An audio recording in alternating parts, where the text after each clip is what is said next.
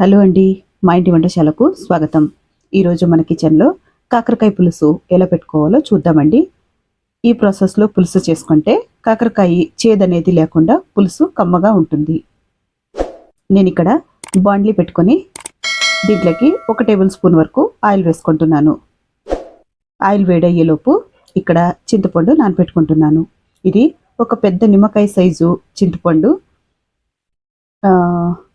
వెయిట్లో అయితే ఒక 30 నుంచి 40 గ్రాములు ఉంటుంది. దీన్ని నీళ్లు పోసుకొని నానబెట్టుకుంటున్నాను. కాకరకాయల్ని చాలా లావుగా కాకుండా చాలా పల్చగా కాకుండా ఇట్లా కట్ చేసుకున్నాను.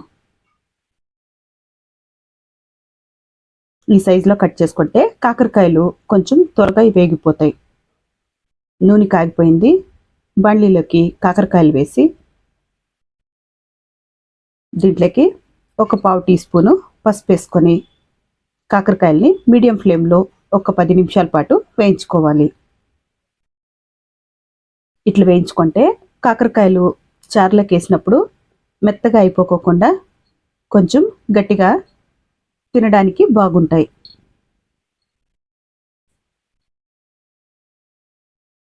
ఇట్లా మీడియం ఫ్లేమ్లో మూత పెట్టేసుకొని వీటిని అప్పుడప్పుడు కలుపుకుంటూ ఉంటే ఒక 10 నిమిషాల్లో కాకరకాయలు అనేటివి బాగా వేగిపోతాయి. చూడండి, ఇట్లా వేగితే సరిపోతుంది. వీటన్నిటిని పక్కన తీసేసి ఇప్పుడు అదే బాండ్లీలో ఒక 2 టేబుల్ స్పూన్లు ఆయిల్ వేసుకోవాలి. ఇది పులుసు కాబట్టి కొంచెం ఆయిల్ ఎక్కువ ఉంటే బాగుంటుంది. ఆయిల్ వేడైన తర్వాత దీంట్లోకి ఒక 1/2 టీ స్పూన్ ఆవాలు, 1/2 టీ స్పూన్ జీలకర్ర, ఒక 1/2 టీ స్పూను మెంతులు వేసుకోవాలి. 4 పచ్చిమిరపకాయల్ని మధ్యలోకి కట్ చేసి వేసుకుంటున్నాను. ఇప్పుడు దీంట్లోకి ఒక 1/2 టీ స్పూను మెంతి పొడి వేసుకుంటున్నాను. ఇవన్నీ 1 నిమిషం పాటు వేయించుకొని దీంట్లోకి ఒక రెమ్మ కరివేపాకు వేసుకుంటున్నాను. ఇప్పుడు ఇవన్నీ 1 నిమిషం పాటు వేగిన తర్వాత దీంట్లోకి ఒక పెద్ద సైజు ఆనియన్ని చిన్నగా చాప్ చేసుకొని వేసుకోవాలి.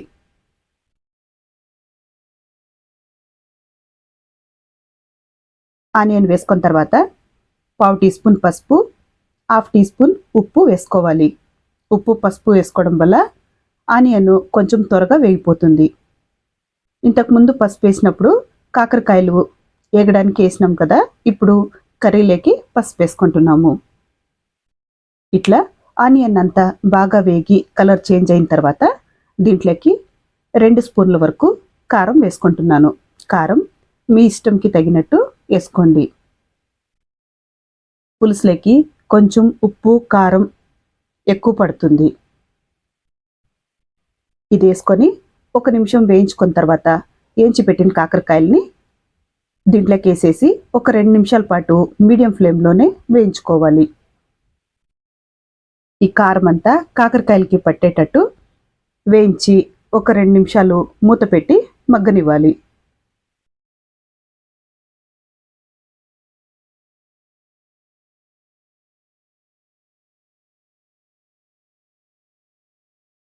ఇట్లా ఒక 2 నిమిషాలు మగ్గనిస్తే సరిపోతుంది.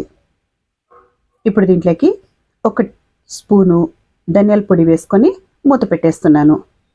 ఒక 2 నిమిషాలు మగ్గిన తర్వాత మూత తీసి ఇప్పుడు దీంట్లోకి చింతపండు పులుసు వేసుకోవాలి.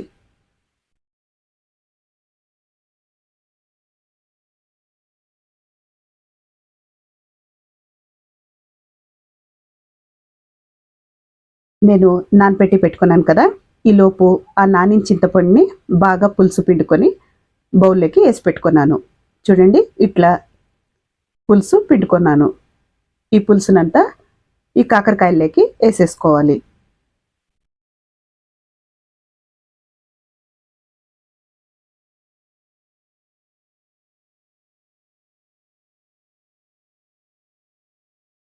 ఇప్పుడు దీంట్లోకి ఎన్నైతే పులుసుకి నీళ్ళు అవసరమో చూసుకొని వేసుకోవాలి. ఇంత మాత్రము నీళ్ళగా ఉండాలి. ఇట్లా నీళ్ళగా ఉంది కదా, ఉడుకుతూ ఇది బాగా గట్టిపడిపోతుంది. ఇప్పుడు ఈ స్టేజ్లో ఉప్పు కారం చెక్ చేసుకొని ఇంకా కొంచెం సాల్ట్ అవసరమైతే వేసుకొని దీన్ని ఉడికేకి పెట్టుకోవాలి. నేను ఇక్కడ టేస్ట్ చూసుకొని ఇంకొంచెం ఉప్పు యాడ్ చేసుకుంటున్నాను.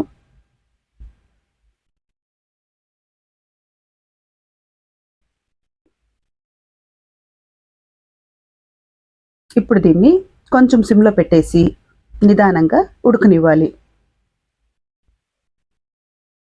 ఇట్లా ఉడికితే సరిపోతుంది. చూడండి, బాగా ఉడికి ఆయిల్ అంతా పైకి తేలి కాకరకాయ పులుసు అయితే ఆల్మోస్ట్ రెడీ అయిపోతుంది.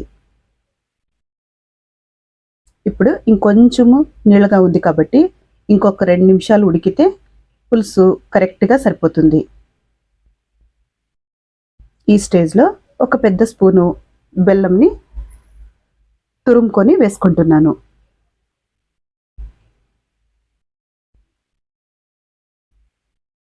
మరి ఎక్కువగా బెల్లం వేసుకోకుండా ఒక స్పూన్ వేసుకుంటే అక్కడక్కడ స్వీట్గా, పుల్లగా, కారంగా ఈ పులుసు అయితే చాలా టేస్టీగా ఉంటుంది.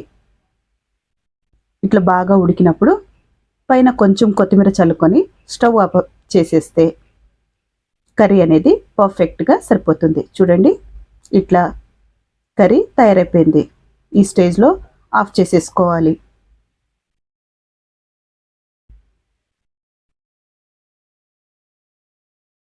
అంతేనండి, ఈజీగా కాకరకాయ పులుసు ఇట్లా తయారు చేసేసుకోవచ్చు. ఏ మసాలాలు ఏంటివి యాడ్ చేయకోకుండా ఇట్లా పులుసు చేసుకుంటే చాలా టేస్టీగా ఉంటుంది. దీన్ని ముద్దలేకి సర్వ్ చేసుకుంటే చాలా టేస్టీగా ఉంటుంది. ఈ వీడియో మీకు నచ్చితే లైక్ చేయండి, షేర్ చేయండి, సబ్స్క్రైబ్ చేసుకోండి. మరో వీడియోతో మళ్ళీ కలుద్దాం. ఉంటానండి.